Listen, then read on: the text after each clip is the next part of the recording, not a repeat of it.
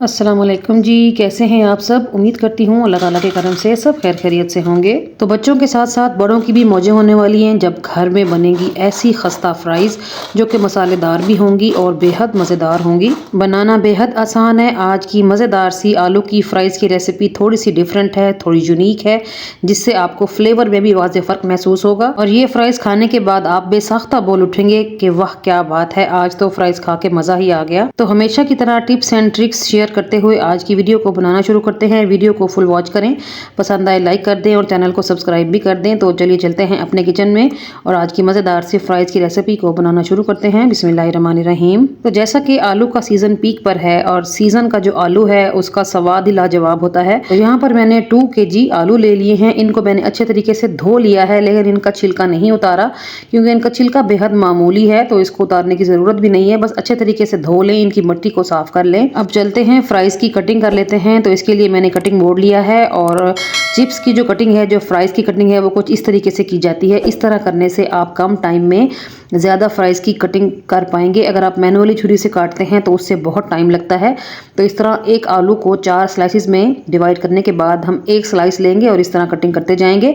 इस तरह जो है हमारे फ्राइज़ सेम शेप में बन के रेडी होंगे। ये देखें, मैं आपको दिखा देती हूँ अभी। अगर आपके पास फ्राइज़ कटर हो तो उससे फ्राइज़ की कटिंग बेहद आसान हो जाती है, लेकिन इस तरह करने से भी आप जल्दी से कटिंग कर लेंगे। तो यहाँ पर आप देख सकते हो कि मैंने किस शेप में कटिंग की है। तो सारे आलूओं की इसी तरह कटिंग कर लेंगे, फिर मिलते हैं इंशाल्लाह ताला। और आप ये फ्राइज़ सेव करके भी रख सकते हैं, फ्रीज़र में रखते हैं किसी जिप लॉक बैग में डाल के या किसी एयर टाइट कंटेनर में डाल के फ्रीज़र में रखें। 3 से 4 दिन के लिए आप इजीली इनको सेव कर सकते हो। आपने किस स्टेज पर इनको सेव करना है ये मैं आपको आगे चल के बताती हूँ। तो यहाँ पर आप देख सकते हो कि यहाँ पर मैंने सारे फ्राइज़ की कटिंग कर ली है। तो इनको यहाँ पर मज़ीद धोने की ज़रूरत नहीं है, हमने इनको स्टार्ट में ही अच्छे तरीके से धो लिया था। अब हमने इनको बॉईल करना है। तो उबलते हुए पानी में आपने ये फ्राइज़ डालनी है। तो पानी में जितनी स्पेस हो उतनी फ्राइज़ डालें। मैंने आलू थोड़ी ज़्यादा मिकदार में लिए हैं, तो मैं 2 बैचेज़ में इनको उबाल लूँगी। उबालना सिर्फ़ और सिर्फ 1 से 1.5 मिनट के लिए है। हमने सिर्फ इनको नरम करना है, सॉफ्ट करना है। इससे क्या होगा कि आलू जो मुसलसल पानी छोड़ता रहता है ना, जो इनका स्टार्च है वो निकलता ही रहता है। आप चाहे जितने भी मसालों की कोटिंग करें, लेकिन इनका स्टार्च निकलना बंद नहीं होता, फिर कोटिंग कंट्रोल नहीं होती। तो कोटिंग को कंट्रोल करने के लिए हमने यहाँ पर आलूओं को उबाल लिया है। उबाला इतना है कि बस ये तकरीबन 30 to 40% नरम हुए हैं, ज़्यादा नहीं हुए। आलू बॉईल करने के बाद किसी जाली वाले बर्तन में निकालें ताकि इनकी स्टीम जल्दी से निकले और ये ठंडे हो जाएं।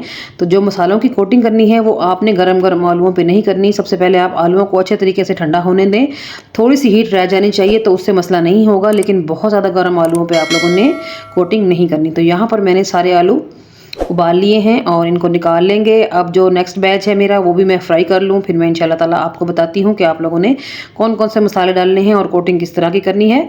तो यहाँ पर मैंने सारे आलू उबाल लिए हैं और अब हमने एक अंडा ले लेना है, उसको अच्छे तरीके से फेंट लें। आप 1 से ज़्यादा अंडों का इस्तेमाल भी कर सकते हैं, 2 या 3 तक भी कर सकते हैं, लेकिन यहाँ पर एक अंडा इनफ रह गया क्योंकि हमने अंडा सिर्फ इसलिए लगाना है ताकि जब हम मसाला जात की कोटिंग करें तो तमाम मसाला जात हर फ्राइज़ के ऊपर चिपक जाएँ जाके अंडे की वजह से, ठीक है। और अंडे की वजह से हमारी फ्राइज़ के अंदर क्रंच भी आएगा और कोटिंग भी महफूज रहेगी। तो अंडे को अच्छे तरीके से हर फ्राइज़ पे लगाने के बाद अब हम चलते हैं मसाला जात डालेंगे। सबसे पहले इसमें शामिल करेंगे नमक। 1 चम्मच भर के नमक डालें या अपनी पसंद के हिसाब से शामिल करें। उसके बाद हम इसमें शामिल कर देंगे हल्दी। हल्दी सेहत के लिए बहुत मुफीद है, सर्दी में तो हल्दी का इस्तेमाल लाजमी करना चाहिए और कलर भी अच्छा आ जाएगा हमारी फ्राइज़ के ऊपर। तो ½ टीस्पून हल्दी डाल दी है और 1 टेबलस्पून भर के मैं इसमें शामिल कर रही हूँ कुटी हुई काली मिर्च। ये मोटी कुटी हुई काली मिर्च है। और यहाँ पर मैं आधा चम्मच डाल रही हूँ लाल मिर्च का, ये बहुत तेज़ है तो आधा चम्मच इनफ रहेगा। और साथ ही मैं शामिल कर दूँगी आधा चम्मच कुटी हुई लाल मिर्च का, ताकि देखने में फ्राइज़ खूबसूरत लगे। अब हाथों की मदद से या फिर 2 फोक ले लें, उनकी हेल्प से आपने इन मसालों की मिक्सिंग करनी है। इतनी देर मिक्सिंग करें जब तक कि ये तमाम मसाला जात जो हैं हर फ्राइज़ के ऊपर लग ना जाएं। अगर आप इस स्टेज पर भी फ्राइज़ को फ्राई करना चाहें ना, तो आप इस स्टेज पर भी फ्राई कर सकते हैं। ये इस टाइम पे भी बहुत मज़ेदार बन के रेडी होंगे। लेकिन यहाँ इसमें मैं शामिल कर दूँगी आधा कप बेसन। सिर्फ क्रंच लाने के लिए हमने बेसन के पकोड़े नहीं बनाने, ना ही हमने भर भर के बेसन डालना है। सिर्फ आधा कप बेसन शामिल कर रही हूँ ताकि इसमें एक लेयर बन जाए, क्रिस्प आ जाए। आप देखेंगे कि बहुत लाइट सी कोटिंग होगी क्योंकि हमने सिर्फ आधा कप ही डाला है और आलू माशाल्लाह से हमारे 2 केजी हैं। मुझे फ्राइज़ में पकोड़े वाली कोई फील नहीं चाहिए थी, तो मैंने सिर्फ आधा कप बेसन का इस्तेमाल किया है। आप चाहो तो ज़्यादा भी कर सकते हो, ठीक है। तो यहाँ पर आप देखिए कितनी लाइट सी कोटिंग है। तो अब चलते हैं फ्राइज़ को फ्राई करते हैं। तो अच्छा खासा ऑयल आपने हीट अप कर लेना है। मीडियम टू लो फ्लेम पे आपने अच्छा खासा तेल गरम करने के बाद आपने ये फ्राइज़ शामिल करने हैं। आपने बेफिक्र होकर ये फ्राइज़ शामिल करने हैं, बस जितनी स्पेस हो उतने डालें। ये बिल्कुल भी नहीं चिपकेंगे क्योंकि हमने इन्हें बॉईल किया हुआ है, इसमें किसी किस्म का कोई स्टार्च नहीं निकल रहा। तो जो भी कोटिंग है, जो भी मसाला जात हैं, वो इसके ऊपर ही मौजूद हैं क्योंकि इनके अंदर से स्टार्च नहीं निकला, ना ही हमारे जो बर्तन हैं वो भरे हैं पानी से। बस इनको फ्लिप करते हुए बनाते जाएं। 5 से 6 मिनट लगेंगे। हमारे जो फ्राइज़ हैं वो खस्ता करारे मज़ेदार बन के रेडी हो जाएंगे। क्योंकि हमने फ्राइज़ को पहले बॉईल किया था तो इनके अंदर कच्चापन नहीं है, तो 5 से 6 मिनट में ही बहुत ही खस्ता और मज़ेदार फ्राइज़ बन जाएंगे। तो निकाल लेंगे किसी बर्तन में। अच्छा जी, यहाँ पर मैं आपको फ्राइज़ सेव करने का वक्त बताते चलूँ कि आपने किस टाइम पे फ़्राइज़ को सेव करना है। जब हमने फ़्राइज़ को अंडा लगाया और सारे मसाला जात लगाए, उस टाइम पे आप ये फ्राइज़ किसी ज़िप लॉक बैग में डालें, किसी एयर टाइट जार में डाल के फ्रीज़र में या फ्रिज में रख सकते हैं। जैसा कि सर्दी का मौसम है तो आप फ्रिज में भी रख सकते हो। क्योंकि हमने इनको बॉईल किया हुआ है, इनके अंदर से हमने स्टार्च बिल्कुल ख़त्म कर दिया है, स्टार्च नहीं निकलेगा। आप इसको 4 से 5 दिन आराम से ये मसाला जात लगा के रखेंगे। जब भी आपको ज़रूरत पड़े, आपके घर मेहमान आए या फिर आपने शाम की चाय के साथ कुछ इंजॉय करना हो या फिर बच्चों को लंच बॉक्स में देना हो, तो आप मसाला लगी हुई फ्राइज़ निकालें, बेसन या चावल के आटे की कोटिंग करें और फ्राई करके बच्चों को दे दें। बच्चे भी मज़े करेंगे, आप अपने लिए भी बना लें, साथ चाय का कप भी बना लें, इंजॉय करें। तो यहाँ पर फ्राइज़ को डिश आउट कर लेंगे। माशाल्लाह से आप इसका क्रंच की आवाज़ सुने जी, क्या कमाल की क्रंच की आवाज़ है।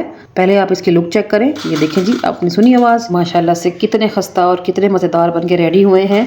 आप यकीन करें, आप इसको खाना स्टार्ट करेंगे ना, आपको अपने हाथों को रोकना मुश्किल हो जाएगा क्योंकि ये इतने टेस्टफुल, इतने क्रिस्पी क्रंची बने हैं कि क्या ही कहने। तो आंखें बंद करके एक बार मेरी इस रेसिपी को एज इट इज़ फॉलो करें। मैं हमेशा अपने घर में ऐसे ही फ्राइज़ बनाती हूँ और मेरे घर के बड़े, बच्चे, बूढ़े सभी ये खाना पसंद करते हैं। ये बहुत ही टेस्टफुल और लाइट वेट होते हैं। ये दिल के ऊपर जाके वज़न बिल्कुल भी नहीं करते। और यहाँ पर आप फ्राइज़ की लुक देखें जी, अंदर से कितने सॉफ्ट हैं और ऊपर से कितनी ज़बरदस्त क्रिस्पी लेयर है। तो हम सर्व करेंगे केचप के साथ। आप दही वाली मिंट की जो हरी चटनी होती है वो भी बना सकते हो।